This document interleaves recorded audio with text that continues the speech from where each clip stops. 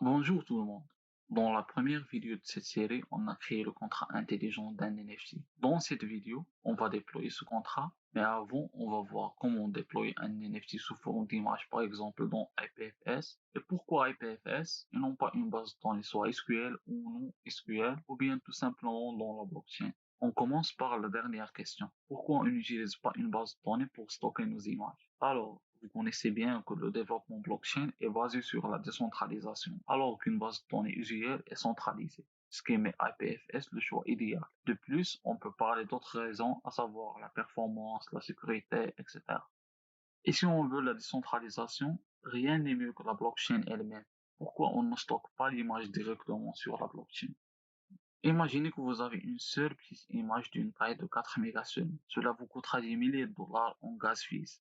Maintenant, vous pouvez imaginer à quel point ça sera coûteux de stocker toutes les images que vous souhaitez sur la blockchain. Ici d'où vient IPFS comme une bonne solution décentralisée pour stocker vos images. On essaie maintenant de comprendre comment ça marche avec IPFS. Pour bien comprendre le processus, on essaie de comprendre la metadata ou bien la métadonnée. Chaque token contient une métadonnée. Cette métadonnée est celle qui définit le token. On prend cet exemple de metadata mentionné dans OpenSea. Voilà sa structure. Les éléments les plus importants sont la description, l'image et le nom. OpenSea a ajouté d'autres éléments comme les attributs, les traits numériques, etc. Si on veut par exemple comprendre le rôle des attributs, on consulte une collection aléatoirement dans OpenSea et on ouvre n'importe quel élément. Voilà, ici on trouve la description et au-dessous on trouve properties qui sont équivalents aux attributs dans le metadata. On passe aux pratiques. J'ai déjà généré notre collection avec le service DALL-E d'OpenAI. On va uploader ces images dans IPFS en utilisant Pinata. Une fois vous créez un compte, vous trouverez cette interface-là. Pour uploader le dossier, on clique sur Upload et on choisit le dossier image. On le nomme ici image, par exemple. On attend jusqu'à l'upload soit complet. Voilà, il est uploadé dans IPFS. J'ai déjà préparé un script Node.js pour générer automatiquement les métadonnées des images. C'est assez simple. Il fait une boucle de 1 jusqu'à 5 dans notre cas, car on a 5 images dans la collection. Et après, il va créer 5 fichiers qui vont être nos métadonnées contenant le nom, la description et l'image. Concernant le hash des images, on met IPFS // et après le hash qu'on récupère des Pinata, on le copie et on le colle ici. J'exécute le script pour que vous pouvez voir le résultat. Et voilà le résultat et ce dossier metadata avec 5 fichiers, de 1.json jusqu'à 5.json. Chaque fichier contient le nom, la description et l'image. Maintenant, on essaie d'uploader également ces métadonnées dans IPFS. On prend le path du dossier des métadonnées et on les upload dans Pinata. On colle le path, on nomme le dossier metadata, on récupère le hash des métadonnées, on le met dans une fonction baseURI où on va overrider une fonction baseURI d'OpenZeppelin. Cette fonction par défaut retourne un string vide. On la change pour qu'elle retourne le lien des métadonnées.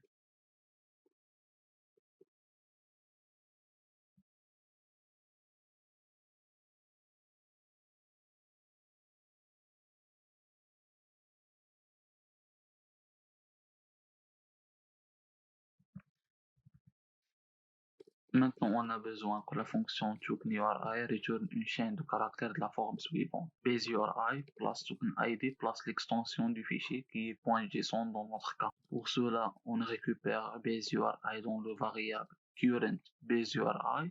Et si elle n'est pas une chaîne de caractères vide, on retourne la concaténation de 3 éléments, la base URI, le token ID et l'extension. Sinon, on va retourner un empty string.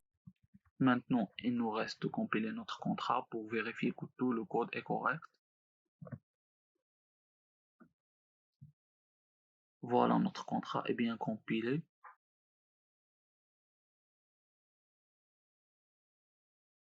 Maintenant, on a fini le processus. Il reste seulement de déployer le contrat dans le network Goerli. On va utiliser un Fiora. On copie le token du network Goerli et on se dirige vers notre projet. On installe Terraform HD Wallet Provider.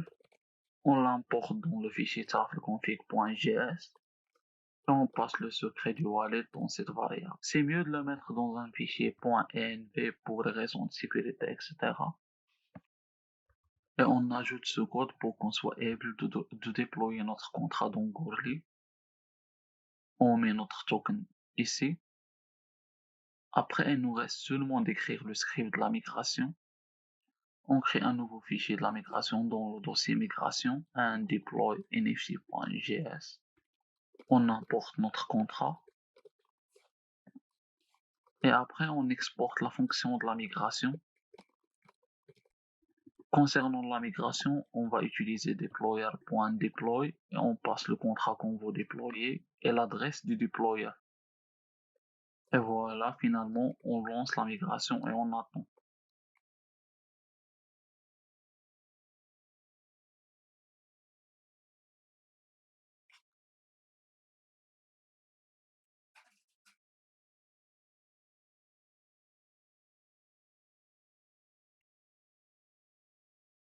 Finalement, notre contrat est bien déployé sur Goerli. Il nous reste seulement dans la vidéo prochaine de créer une date pour le mint de notre collection et même on va voir nos NFT dans OpenSea. Merci d'avoir regardé.